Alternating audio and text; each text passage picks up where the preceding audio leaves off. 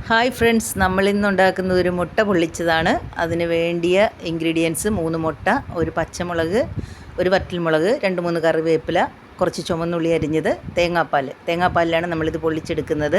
ആവശ്യത്തിനുള്ള ഉപ്പ്.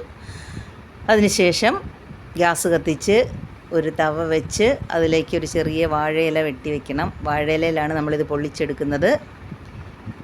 വെളിച്ചെണ്ണയിലാണ് ചെയ്യുന്നത്. അപ്പം വെളിച്ചെണ്ണ വേണം. വെളിച്ചെണ്ണ ഒഴിച്ച് അത് എല്ലായിടവും ഒന്ന് സ്പ്രെഡ് ചെയ്ത് കൊടുത്തതിന് ശേഷം നമ്മൾ ഈ മിക്സ് എല്ലാം കൂടെ തയ്യാറാക്കി വെച്ചിട്ട് അത് അതിലേക്ക് ഒഴിച്ചു കൊടുക്കുക. അതെല്ലായിടവും ഒന്ന് ആയതിന് ശേഷം അത് നമ്മൾ മൂടി വെച്ച് വേവിക്കുക. ഇത്രയുമാണ് അത് ചെയ്യേണ്ടത്. അപ്പോൾ നമ്മളത് ആ മിക്സ് എല്ലായിടവും ആയതിന് ശേഷം ഒരു പാത്രം, ഒരു മൂടി കൊണ്ട് നമ്മളത് മൂടി വയ്ക്കണം. മൂടി വെച്ച് വേവിക്കുക.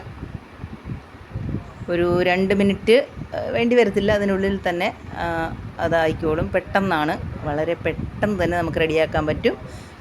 അങ്ങനെ നമ്മുടെ ഫ്ലഫി ആയിട്ടുള്ളൊരു മുട്ട പൊള്ളിച്ചത് റെഡി ആയിട്ടുണ്ട്. അത് നമ്മളൊരു പ്ലേറ്റിലേക്ക് സെർവ് ചെയ്യുന്നു. അപ്പോൾ എല്ലാവരും ഉണ്ടാക്കി നോക്കുക. ഇഷ്ടപ്പെട്ടാൽ ലൈക്ക് ചെയ്യുക, സബ്സ്ക്രൈബ് ചെയ്യുക, ഷെയർ ചെയ്യുക. താങ്ക്